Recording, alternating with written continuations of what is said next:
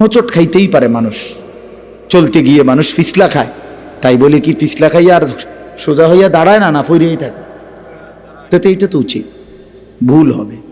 চলার পথে অনেক দিন চোখ নামায় রাখছি, আজ হয়তো নারীর প্রতি নজর পড়ে গেছে, হ্যাঁ ভুল হইতেই পারে।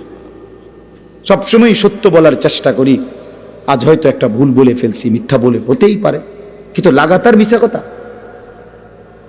বুঝছেন আমার কথাটা? প্রত্যেকদিন মিশা কথা, প্রতিদিন বুঝি মানুষের সুদ খায়, প্রতিদিন বুঝি ওজনে কম দেয়, প্রতিদিন বুঝি কাস্টমারের ঠকা। এটা কি মুসলমান? এ কেমন ধরনের পাপী? 30 বছর বুঝি প্রত্যেক দিন টেলিভিশন চলবে আপনার ঘরে, প্রতিদিন আপনার ঘরে নিয়ম মাফিক নাচ গান নর্তকের ছবি চলবে। আপনাদের আখিরাত নাই? আপনার বিবি বাচ্চার আখিরাত নাই? তো এরা মরলে কোথায় যাবে? এদের পরিণতি কি হবে? আর আমি বাবা হিসাবে, অভিভাবক হিসাবে কি দায়িত্ব পালন করলাম?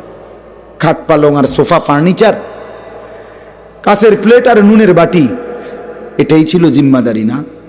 একজন মুসলমানের দায়িত্ব তার স্ত্রী সন্তানের জন্য এই শুধু খাট পালং আর সোফা ফার্নিচার ব্যবস্থা করা, এই তো না?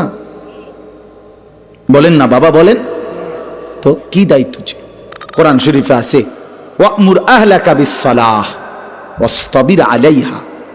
আল্লাহ তাআলা বলেন, নবী আপনাকে বলছি, প্রতিটা বান্দাকে ঈমানদার বলে দেন, হে ঈমানদার, তোমরা প্রত্যেকেই নিজ নিজ পরিবারের সদস্যদেরকে নামাজের আদেশ করো। এই যে জিম্মাদারি, আপনার দায়িত্ব কি আল্লাহ বলছে, ওয়াসতাবির আলাইহা, এবং তুমি নিজেও নামাজের উপরে মজবুত থাকো। তো বাত্তরকারী আল্লাহ বলে, লা নাসআলুকা রিজকা, তোমাদেরকে রিজিক দেওয়ার জন্য আমি তোমাদের কারো সাহায্য আমার লাগবে না। নাহনু নারযুকুকা, আমি একাই সকলকে রিজিক দেব।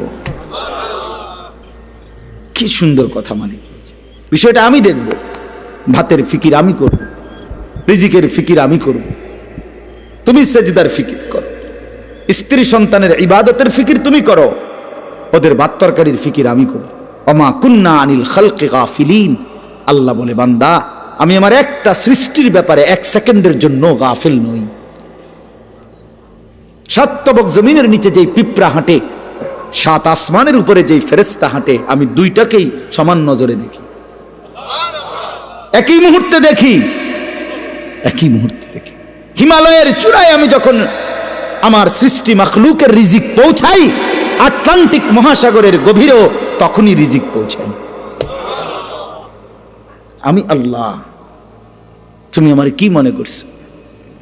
ওয়া ইম মিন শাইইন ইল্লা ইনদানা খাযাইনুহু, আল্লাহ বলেন আমার কাছে কোনো কিছুই স্টক সীমিত নয়, বড় খাজাইন, সমস্ত কিছু আমার কাছে ভান্ডারে ভান্ডারে ভান্ডারে ভান্ডারে।